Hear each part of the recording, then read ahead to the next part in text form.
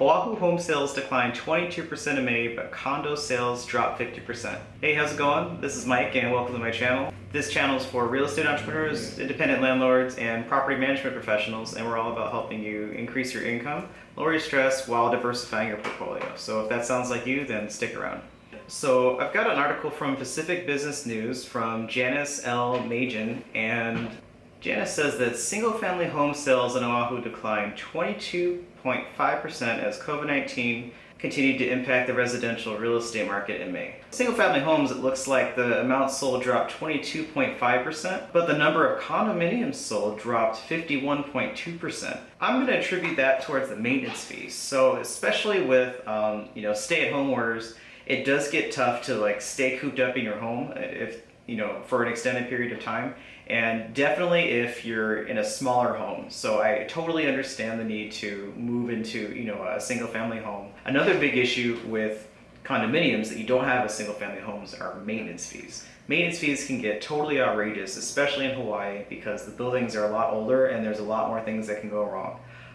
What a maintenance fee, if you guys aren't familiar, is just something that's tacked on that you pay every month to take care of various issues in the building. Let's say you've got a building, you've got maybe 200 other units in the building. Everyone owns their own unit, and everyone pays for their condo.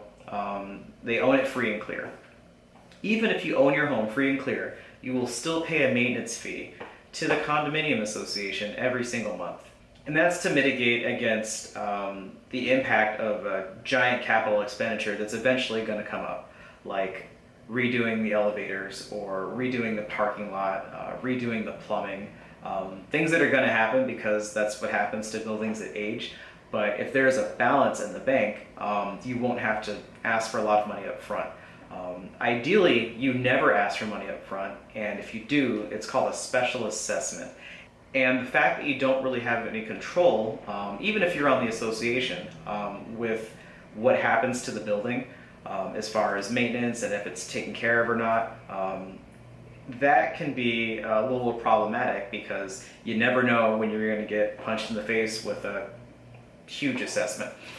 For example, there's a property in Honolulu called Mott Smith, and talking to some previous homeowners, they fortunately sold before this happened, but it looks like their association wasn't really taking care of the property. They weren't taking care of maintenance when it needed to get done. They were kind of not scheduling things when they need to get scheduled. So Mott Smith was looking at, this is a giant complex, I think it's got like 300 units, and they were at the point where their plumbing was so bad they needed to redo their plumbing, all their plumbing, and they were asking for $20,000 from every single unit.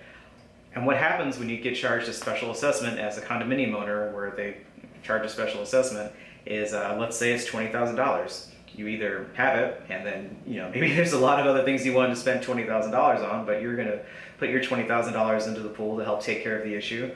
Or you could take out a loan for $20,000 uncollateralized. That's going to give you like a crazy interest rate. But what does end up happening to people that can't do either is they raise their maintenance fees, sometimes by 50, 60% for years, 12, 15 years, until that balance is paid up for.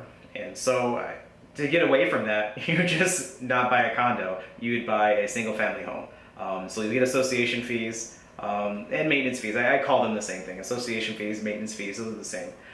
You'll get those with condominiums, you'll get them with townhomes, you'll get them in nicer single family home neighborhoods where they're keeping up the lawn, they're keeping up the country club, there's a pool or something. But for the most part, single family home doesn't have maintenance fees, and if you own your home free and clear, that's it. You totally own your home. And I can see why that's an issue in Hawaii, and that's definitely going to impact our industry here. So my recommendation, if you're investing in Hawaii and you can afford it, get a single family home. So a single family home in Hawaii is way more expensive than the typical condo in Hawaii. It's way easier to sell, and it'll appreciate faster in value than a condo in Hawaii. If you check out these, I actually made these cute little diagrams. on my Instagram. You can see my Instagram right here. You can see my Instagram right here. Yeah.